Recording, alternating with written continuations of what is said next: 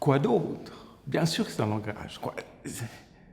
Le dessin est là pour dire, pour raconter. On ne dessine pas pour le dessin lui-même. Et puis, qu'est-ce qu'il peut faire? Il peut faire tout ce que les mots ne peuvent pas faire.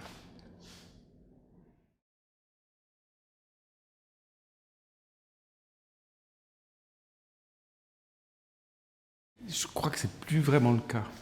On n'apprend plus complètement à faire des dessins, on n'a plus le temps, et ni complètement à les lire. On est entre deux dans une phase qui est assez intéressante, parce que n'apprendre qu'à lire les dessins, ça me paraît aussi un peu vain. Je ne sais pas si une méthode possible, si tout le monde arrive aux mêmes conclusions en regardant un dessin, ça n'amène rien du tout. Ce qui est bien, dans le dessin, au contraire du mot, et même les mots sont toujours interprétables. Ce qui est bien dans le dessin, c'est vraiment il nous tire dans plein de dimensions différentes qui sont toutes liées et toutes floues en même temps et qui dégagent des choses aussi différentes selon l'observateur.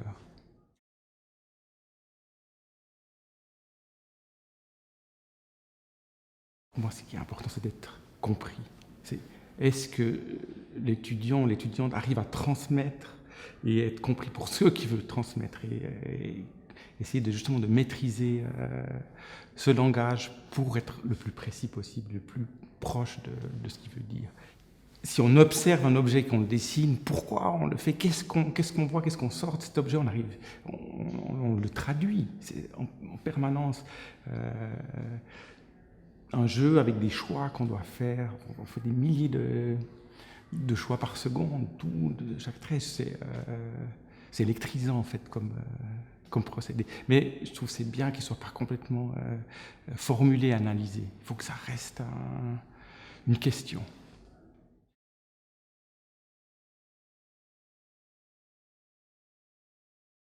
À mon avis, les étudiants apprennent des autres étudiants.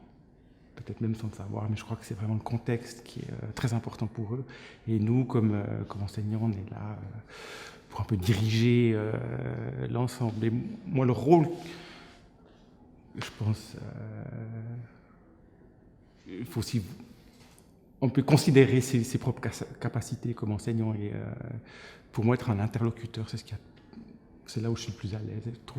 Souvent, les étudiants n'ont pas de personnes à qui vraiment partager sur des questions de fond, sur leur dessin, d'analyse, d'effets ou de ces choses-là. Et je pense que c'est mon rôle principal, c'est vraiment d'être un interlocuteur pour qu'ils puissent avoir une conversation qui les fasse avancer, qui les fasse réfléchir et aussi évoluer sur leur langage.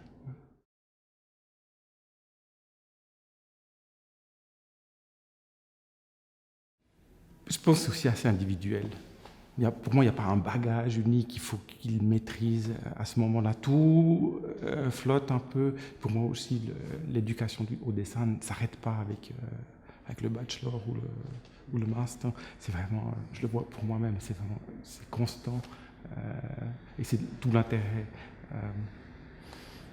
de cette pratique. C'est vraiment une ouverture et un apprentissage perpétuel.